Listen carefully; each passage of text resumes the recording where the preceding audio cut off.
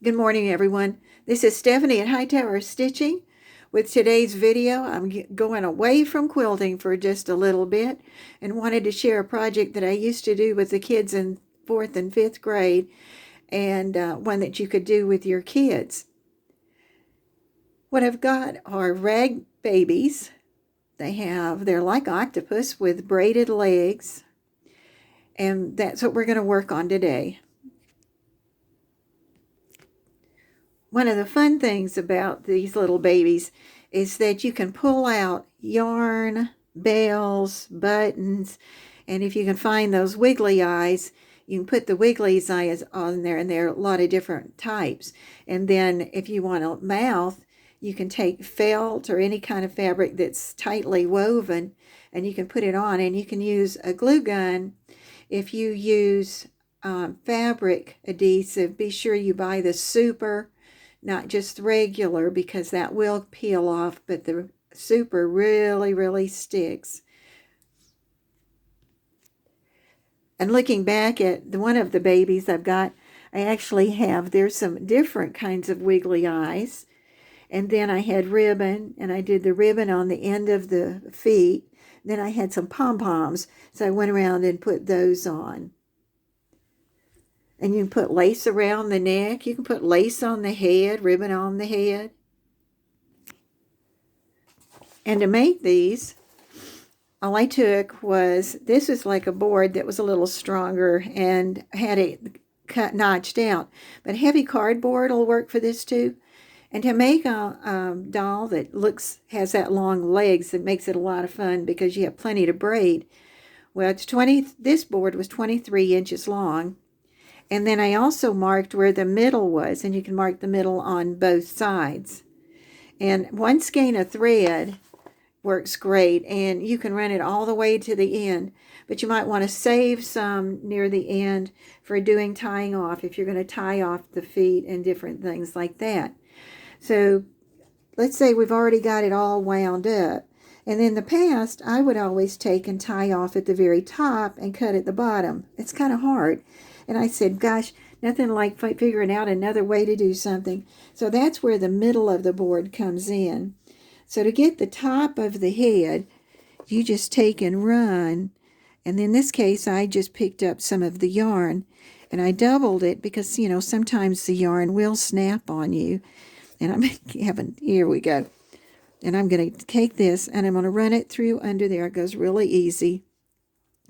And I'm going to knot this, and if you've got another set of hands around somewhere, somebody standing there, you can have them hold it, the knot where you want your knot to go, and then go ahead and tie it and get it nice and tight. This is not as tight as I'd like it, but that's the way that'll go. And don't worry about cutting it off because it'll be hidden, especially if you use the same color. Now you want to cut where the legs are going to cut, and that's why, just in the opposite of being at the head, over on this side, then the feet would be on this side. And I can actually see where my white board is. So I know to take my scissors and then cut all the way across there. And I think that would really be easy than the way I used to do it, and actually get the legs off. So that's that part, the board and the yarn. All right, let's look at the head now. Here's the top that I tied really nice and tight. And when I open this up all both ways, from the middle out that way and the middle out that way, then I can see where the head's going to go. And used to be, we'd take stockings and put the polyfill in a piece of the stocking, tie it off, and put it under there. For this one, I just grabbed a piece of fabric and wadded up some polyfill and put it inside that, and then put it underneath here, and then sort of worked with it till I got it knotted right. And I had to stop and take it out a couple times because I had such a little head. It wasn't going to be too much. So I put some more in it and kept building it. And then in this case, I have a rubber band, but there again, you tie it off with your yarn because the rubber band will break. Once you get that done, we're actually going to go for 8 legs. So you take in all of your yarn, and you set it out on the table, and you get where there's a half, and you take that half that half will make 4 of your legs. So you take and divide it into basically 4 that are sort of even. And what I do is I just tie off the end of each one of those with a bow, because I'm just going to undo those in a minute when I get ready to braid. And then you take and you turn the other part around, divide it into 4 legs, and do that. And then you're ready for the fun part, the braiding part. So I just even it out. Sometimes I put something over there to hold it in place, but once you get started, you don't need it. So, and I hope if you're not sure how to braid, and with this is a great way to practice, because there's a lot of times that you can do crafts and things in regular life that you would like to have.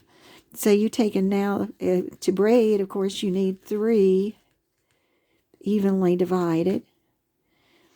And you don't have to get real particular, all right? But just make sure, there I've got my 3 parts. And I'm right-handed, so I'm going to lay the right piece over first and straighten it out. Then I'm going to lay the left one in the middle. And then I'm going to go over here. I'm going to straighten it out. I'm going to lay that one in the middle. And right now it's kind of loose when I'm starting. And that's fine, because you just want to get the way you want to start. And then you'll start tightening it up. And always smooth it out. Now the last one I did was the one coming from the right. Now I'm going to take the one from the left and I'm going to go under. And when you get ready to do this, here's where I can tighten up. But when you get really good at putting those pieces to the right, to the left, you notice a difference with my hands. Now my hands are smoothing still, but I've always got somebody, or one hand, not somebody, holding the yarn. And that's when I start, and I can tighten it up by pulling on it a little bit. And then I can do the next part, and I'm going to do the right one. And if you forget which one it is, if you do the right again, you're going to notice it doesn't look right. And you just back up. So now I'm holding it with this one, so I can bring the left piece over. And you can get really good at this. And you do a left, you do a right. And look how mine's getting tighter. You get it like you want to do it. And you're going to do 8 of these legs. And you can see it doesn't take long at all. I'm still going down. And when I get down to the bottom, I'm going to leave a fringy part, not going all the way to the very, very, very bottom. And I'm going to tie it off. Now, you can tie it with ribbon. You can tie it with a piece of yarn. I'd probably go with something strong, like a ribbon. All right, now, but if you look, no matter how you do it, they are not going to come out exactly even at the bottom. So once you get down where you're pretty happy and you still got some that you can tie off, then you just stop. And here again, it's nice to have somebody else to help you, because you can see these are kind of gnarly and ugly.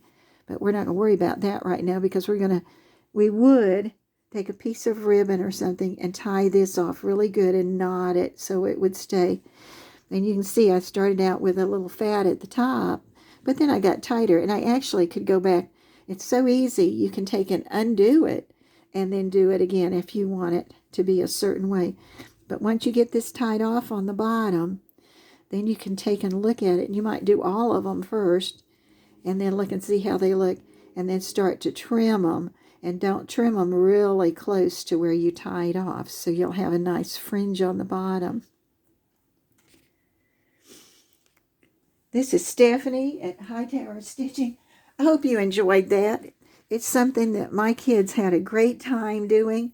And when people see them, they just laugh. And I've got some that were really, really decorated, had little hats and things like that. And people liked them, so I know who to give them to. Hope you enjoyed this. Please hit subscribe and like. It doesn't cost anything. And if you got a cute way to do something with these little dolls, then leave comments. Thank you.